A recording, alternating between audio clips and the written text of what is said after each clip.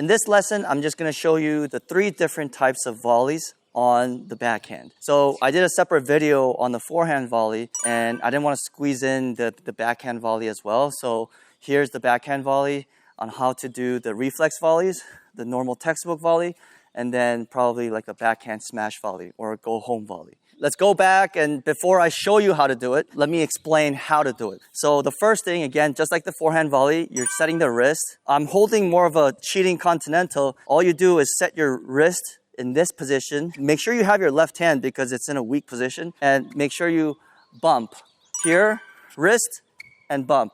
So basically, the preparation is done with the wrist. The medium paced textbook volleys, same thing, just a little different from forehand volleys because on the forehand volley, as the ball slows down, you're using all joints. But on the backhand volley, you actually want to lock the wrist or cock the wrist back this way, and then you use the elbow. So it's actually here and then here. So it's a little bit more work, but you get the idea. You've already done this before probably because all the coaches want you to keep your wrist and the knuckles up. So that is very easy to do and you probably understand, but it's the elbow joint that actually takes the racket back, and then you hit with the elbow joint here.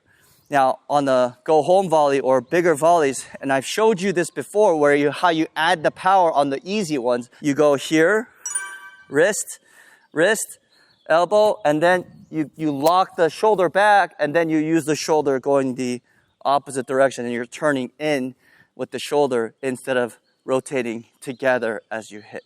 Quick note, I just want you to know why you have to rotate your knuckles this way on your backhand volley. Now, nobody's ever taught you why you have to have your knuckles up this way, and I was able to find a way to explain it. I'm going to explain that in another different video, but make sure you stay tuned and subscribe to the channel if you want to watch that one. I'll try to do that video after this video. Okay, so now I'm going to show you how to do these. The reflex volley, the medium pace volleys, and the putaway volley. All right, let's do the reflex volley first. So basically, you're here, wrist, and boom.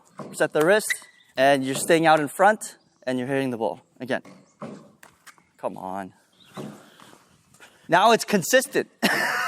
Consistently hitting the same place. How is that possible? Okay, let's try to do the reflex volleys now. Just the wrist goes back, and squeeze. Wrist goes back, stay out in front, and here. Again. In front. Again, wrist stays back, and here. So that's the reflex volleys that I was talking about, where you set up with just the wrist, and then you basically block on these volleys.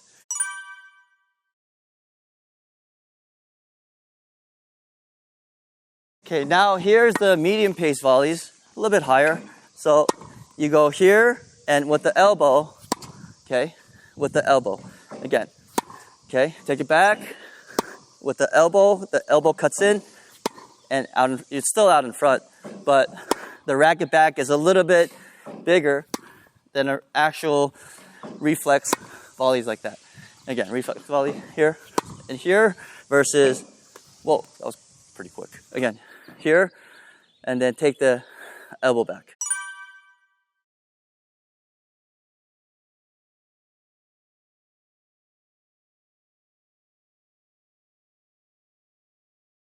This one is a putaway volley, easy.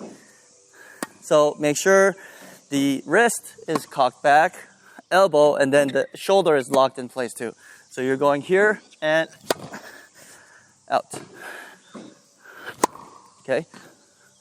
So basically you're using bigger muscles and more muscle groups as the ball slows down. Okay.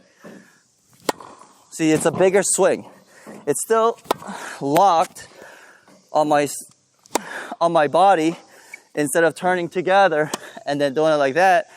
It's actually taken back with the elbow slightly bent and shoulder on my body, and then, okay, that's how you hit the putaway volley on the backhand.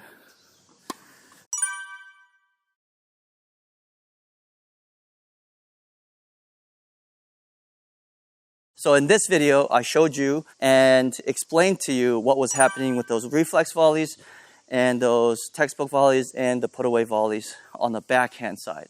So try this. And also, like I said in the past, most players that say, oh, like my volleys are not that great in doubles, they're not really differentiating those three type of volleys, especially when they're playing doubles. And also, most of the time, they're like, hey, I don't know how to put away these volleys because I've been taking lessons, but all I get taught is, keep the racket out in front, and I can't generate any power. How do you generate power? Well, if you want power, you got to take the racket back. You can't generate power without any take back. When you think about it, it makes sense. But, most of the players like to take a swing on their volleys. So coaches say, hey, don't swing. Keep it compact. But the thing is, it's very good to learn the reflex volleys at first. But the thing is, you have to learn how to hit the textbook volley and the putaway volleys as well and practice it. But if you practice it with your coach, you could get better faster. But the thing is, like, if you watch this video and you just try it in the match and just maybe you're going to see that putaway ball like once every match, you're basically hitting 1 or 2 putaway volley a week. So you're not going to get better fast. So make sure you work on the repetition as well, not just know it and do it in a match. Make sure you do the repetitions with your coach. Just have him feed high volleys and say, I want to finish them off. There's a couple other things that I want to say about the volleys. The next couple videos are probably going to be the footwork on the volleys. See you in the next one. Thanks.